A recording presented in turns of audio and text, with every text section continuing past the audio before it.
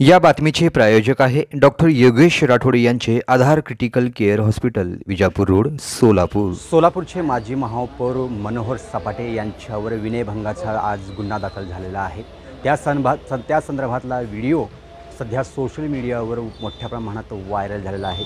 या व्हिडिओमध्ये मनोहर सपाटे आणि एक संबंधित महिला हे अश्लील चाळे करताना दिसत आहेत आणि तो व्हिडिओ प्रसारित केला आहे ॲडव्होकेट योगेश पवार यांनी. योगेश पवार हे आपल्यासोबत जोडलेले आहेत. जाणून घेऊया या व्हिडिओबद्दल अधिक माहिती. सर नमस्कार. सध्या मनोहर सपाटे यांचा तो व्हिडिओ लॉजमधला व्हिडिओ व्हायरल झालेला आहे. काय माहिती या संदर्भात? तो व्हिडिओ संबंधित पीडितेच्या तो पाठीमागे होता. मागच्या 5-7 दिवसापासून संबंध ठेवण्यासाठी जबरदस्ती ठरत होता. त्या पीडितेंना एका व्यक्तीने माझं नाव सांगण्याने ते पीडिता माझ्याकडे येऊन न्याय मारत होती. त्याच टायमात सपाटेंचा फोन होता आणि तो फोन स्पीकर फोन होती टाकून ते पीडिता ऐकवत होते. तेव्हाही सपाटेचं म्हणणं असं होतं की तू 307मध्ये ये. मग ते मॅडम म्हणतात कशासाठी यायचं नाही, तुझ्यासोबत संबंध ठेवायचं, तू 307मध्ये ये. मग मी म्हणतो तुम्ही त्याचा व्हिडिओ काढा एव्हिडन्ससाठी. हा सपाटे हा मोठा माणूस आहे, फोटो पाडते, त्याचं वय जास्त आहे, काही गोष्टी तांत्रिक अडचणी येतील वयाच्या ह्याच्यानी, म्हणून त्याचा व्हिडिओ काढा म्हणून त्यांना आपण सजेशन द्यायचं. त्या पीडितेने स्वतःच्या फोनमध्ये व्हिडिओ काढून तो व्हिडिओ माझ्याकडे आणून द्यायचा.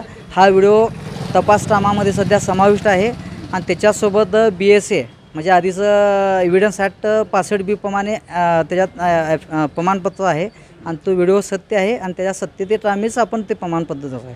त्या सध्या व्हिडिओमध्ये असा संशय व्यक्त केला जात आहे की जो महिला आहे ती पण त्या मनोहर सपाटेंना कुठं ना कुठं सपोर्ट करताना दिसत आहेत.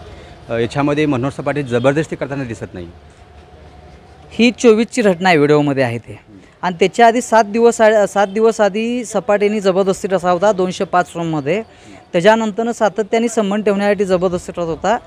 म्हणून त्याचे जे नीच कृत्य आहेत ते येण्यासाठी ते व्हिडिओ काढताना ते बाई अपस्वताना दिसत नाही असं नाही. तुम्ही व्हिडिओ नीट बघावं. ते जे काही गोष्टी तो सांगतोय, हातात घे, तोंडात घे, त्या टायमास ती बाई नाही म्हणते. आता तो मोठा माणूस आहे, त्याच्यातून थोबाडीत तर आणू शकत नाही. शेवटी बाई आहे, बाईची क्षमता तेवढी आहे, त्याप्रमाणे ते अपस्वताना तिनं नाही. बाई जेव्हा असे कृत्य करतात तेव्हा बाई दरवाजातून किंवा ओरडणं किंवा मोठ्यानं आवाज करणं किंवा दरवाजा तोडण्याचा प्रयत्न करणं हा करतात. पण त्याला जो कृत्य करतोय मनोहर सपाटे पुन्हा त्या बाई त्याच्याकडे जातात. या अशा व्हिडिओ दिसत आहेत ना, कुठं ना कुठं या व्हिडिओवर शंका येते. शंकेचा काय विषय नाही. या तपासामध्ये आहे तेवढ्या गोष्टी निष्पन्न होतील. तर आता 14 तारखेपासून जे सपाटेंचे फोन आहेत, फोन टॅपिंग आहेत, ते डिपार्टमेंट घेतील काढून.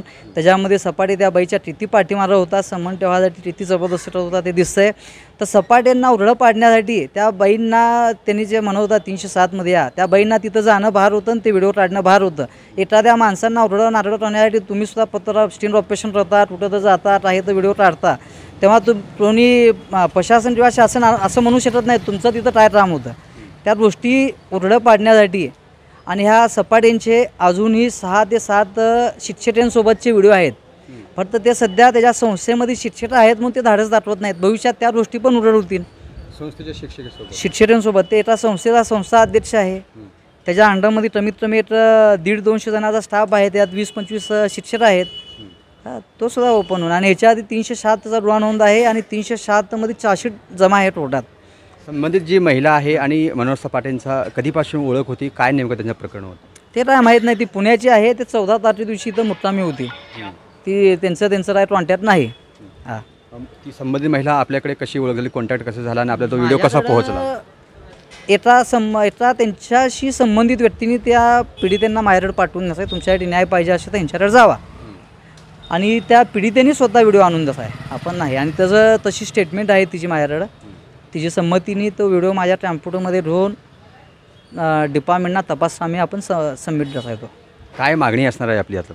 मागणी म्हणजे काय, सपाटेचा जो नेहमी बेनिफिट होतं आहे त्याचं वय जास्त असण्याचा, तर प्रशासनाने डिपार्टमेंट सध्या त्या बाबतीत दक्षता घेऊन आहेत ते सपाटेंना अटक करण्यासाठी, कोर्टाची संमती देण्यासाठी. तर हा सपाटे हा बदमाश आहे. अजून जे कोणी पीडित असतील त्यांनी माननीय CP साहेबांना भेटावं आणि अन्यायाबाबत दाद मारावी ही माझी मागणी आहे.